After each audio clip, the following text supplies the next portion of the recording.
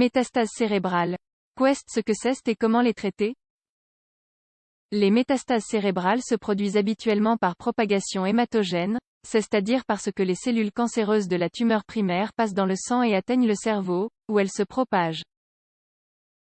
Les métastases cérébrales constituent la forme de tumeur cérébrale la plus fréquente. Elles représentent un véritable défi pour les médecins. Elles représentent environ 90% de tous les cas de tumeurs cérébrales. On estime qu'entre 10 et 40% des patients atteints de cancer présentent des métastases cérébrales. Leur incidence est en augmentation compte tenu de la survie moyenne plus élevée des patients atteints de cancer, grâce aux traitements actuels.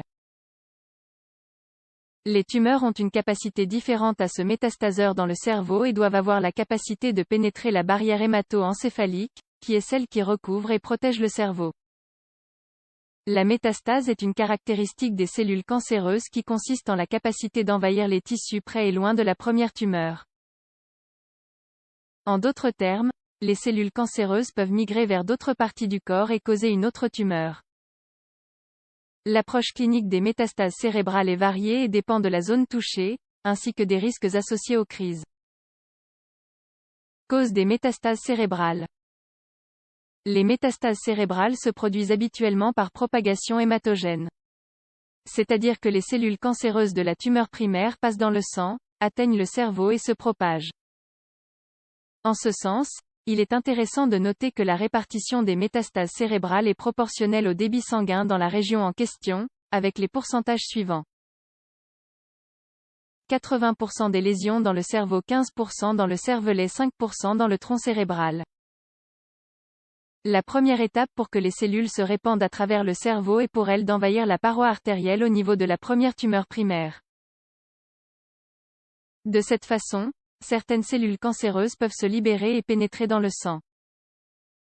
Ensuite, là où les cellules qui sont passées dans le sang doivent pouvoir adhérer au vaisseau du cerveau au-delà de la barrière hémato-encéphalique. La barrière hémato-encéphalique et l'absence d'un système lymphatique offrent au cerveau une protection importante contre l'entrée de nombreux médicaments et micro-organismes, mais elle peut ne pas être en mesure d'empêcher l'entrée de certaines cellules. Comment les cellules néoplasiques traversent-elles la barrière hémato-encéphalique? Les mécanismes utilisés par les cellules néoplasiques pour traverser la barrière hémato-encéphalique sont l'un des motifs d'étude principaux. Cependant, au moins deux mécanismes ont déjà fait leurs preuves. Paracellulaire, c'est-à-dire le croisement entre les cellules de la barrière.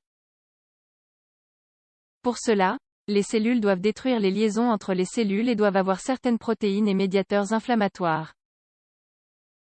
Transcellulaire ou, en d'autres termes, provoquant la mort directe des cellules barrières. Que se passe-t-il après avoir le franchissement de la barrière hémato-encéphalique? Une fois à l'intérieur du cerveau, les cellules passent dans le cerveau et de là elles sont extravasées, c'est-à-dire qu'elles partent vers les tissus. Leur survie et leur prolifération dépendent dès lors de la capacité à maintenir un apport adéquat en oxygène et en nutriments, ce qui explique pourquoi ces cellules malignes sont maintenues très près des vaisseaux sanguins. Traitement des métastases cérébrales. Dans le cadre du traitement habituel, si le patient souffre d'un mal de tête, une étude d'imagerie doit être effectuée afin d'écarter la possibilité de complications nécessitant une intervention chirurgicale. En ce qui concerne le traitement spécifique des métastases cérébrales, nous pouvons mentionner les options suivantes. Résection chirurgicale, elle consiste à enlever la tumeur par de petites incisions. On la réalise par vitrectomie. Cette méthode présente une série d'avantages tels que l'élimination de l'effet de masse, l'élimination de la source de l'œdème et l'amélioration de la survie globale par rapport à la radiothérapie pancérébrale seule. Radiothérapie pancérébrale, historiquement, elle a été considérée comme le traitement de choix lorsque la charge tumorale est élevée. Elle s'est également révélée utile comme adjuvant au traitement chirurgical, diminuant significativement l'incidence des récidives après résection. Radiochirurgie stéréotaxique, elle consiste à donner un rayonnement focal à la tumeur. Cette technique a montré une meilleure survie et moins de récidives chez les patients présentant une lésion, ainsi qu'un meilleur contrôle local, mais pas une différence significative de survie chez ceux présentant 2 ou 3 lésions. Chimiothérapie, les métastases cérébrales sont habituellement réfractaires à la chimiothérapie.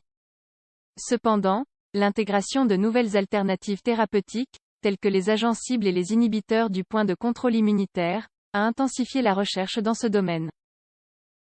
Conclusion. Les métastases cérébrales représentent environ 90% de tous les cas de cancer du cerveau. Il est essentiel d'établir un diagnostic le plus tôt possible afin d'essayer d'arrêter la progression de la maladie. Aujourd'hui, il existe différents traitements qui sont de plus en plus améliorés. Cependant, les métastases cérébrales sont un cancer très agressif et il y a encore beaucoup de recherches à faire dans ce domaine.